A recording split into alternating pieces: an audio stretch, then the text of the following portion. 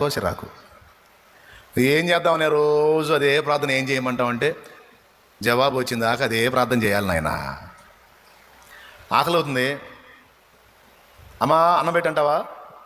లేకపోతే పద్దాకలు అడిగింది ఏం అడుగుతావు? ఒకసారి అమ్మా అన్నం పెట్టు, రెండోసారి అమ్మా గడ్డి పెట్టంటావా? ఏమ ఆన్సర్ వచ్చిన దాకా అదే అడుగుతావు. అమ్మా ఆకలి అవుతుంది, అన్నం పెట్టు, అన్నం పెట్టు, అన్నం పెట్టు, అన్నం పెట్టు. మారదు. బైబిల్ గ్రంథాన్ని జాగ్రత్తగా ధ్యానం చేస్తే మనం ఊహించని ఎన్నో రహస్యాలు అందులోంచి బయటపడుతూ ఉన్నాయి. మన నోటి మాటల లెక్క అక్కడుంది.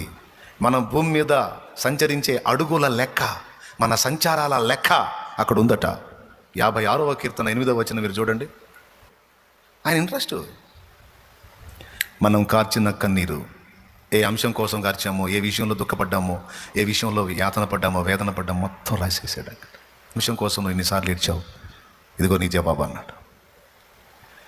ఏలియా 7 సార్లు ప్రార్థన చేస్తే అరచేయంత మేఘం పైకెక్కి విస్తారమైన వర్షం కురిపించాడు దేవుడు. నేను దేవుణ్ణి అడుగుతా, ఏమయ్యా ఏలియా పిలిస్తే పలుకుతావుగా నువ్వు? మీ ఇద్దరికి మంచి ఫ్రెండ్షిప్ ఉంది కదా. ఆయన నా ప్రాణం తీసుకో అంటే అసలు చావే చూడకుండా తీసుకెళ్ళావుగా ఏలియాని. అంత అనుబంధం ఉందిగా మీకు. నేను ఆయన 7 సార్లు చేయాలా? ఒకసారి చేస్తే చాలదా? 2 సార్లు చేస్తే చాలదా? కనీసం 3 సార్లు చేస్తే చాలదా? 7 సార్లు చేయాల్సిందేనా? అంటే దేవుడు అంటాడు, అది అంతేరా, ఆ లెక్క అలా సంపూర్తి కావాలి, అది అంతే అంటాడు. తెలివి తెచ్చుకోండి అమ్మా. ప్రార్థన, నువ్వు చేసే ప్రతిరోజు ప్రార్థన రోజు దేవుని దగ్గరికి ఎక్కి వెళ్తానే ఉంది.